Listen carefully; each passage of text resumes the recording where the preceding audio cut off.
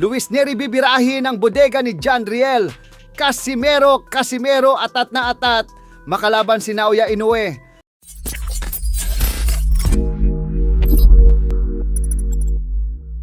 So habang papalapit na ang sagupaan ng ating pambato na si former 3 Division World Champion John Riel Casimero kontra sa Mexican former 2 Division World Champion Luis Nery, ay ibinagi nito ang kanyang strategy para pabagsakin si Cuadro Alas. Nga dahil na nagbanta ang Meksikano na sa oras na magharap sila sa ibabaw ng lona sa June ay mararanasan umano ni Casimero ang kanyang pagiging knockout artist. Dito umano maiintindihan ni Cuadro Alas kung bakit 28 sa kanyang 37 panalo ay puro knockout ang sinapit. Ayon sa kanya ay ipapatikim niya daw talaga ang bagsik ng kamao niya dito. Wala na daw siyang mga trash talk pa na sasabihin.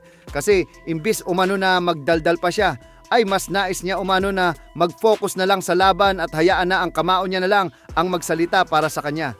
Ibibigay umano ni Nery lahat ng makakaya niya para pabagsakin si Casimero sa oras umano na magumpisa ang kanilang bakbakan.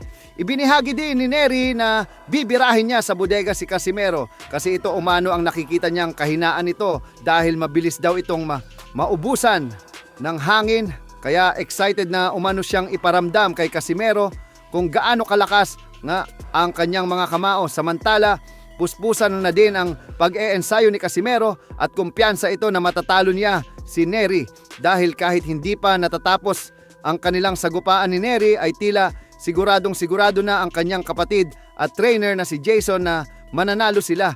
Atat na atat din ito sa posibilidad na makalaban si Naoya Inoue sa oras na talunin nila si Luis Nery. So alam nga po nating lahat na mahigit 6 na taon nang naghahabol si Casimero na kalabanin si Inoue. Matatandaan na maglalaban na sana sila noong taong 2020 kung saan nagkaroon na ng press conference ang magkabilang kampo at kalahating taon nang nasa Amerika si Casimero nag-eensayo para sa laban nila. Subalit sa kasamaang palad ay sa hindi inaasahang pagkakataon ay isang buwan bago ang nakatakda nilang unification fight noon ay nakansila ang bakbakan ng dahil sa pandemya.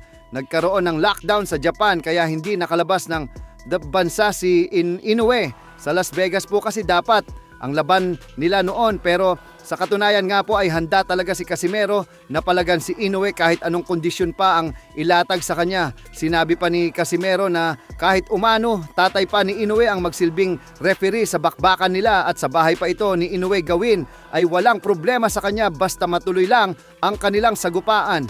At syempre ngayon na nanalo si Inoue laban kay Junto Nakatani ay mas lalong naghahanad ang Cuadro Alas na mabigyan ng pagkakataon na makasagupa ito. Kaya umaasa si Casimero na kapag matalo niya si Luis Nery sa susunod na buwan ay sana si Inoue na ang next fight niya.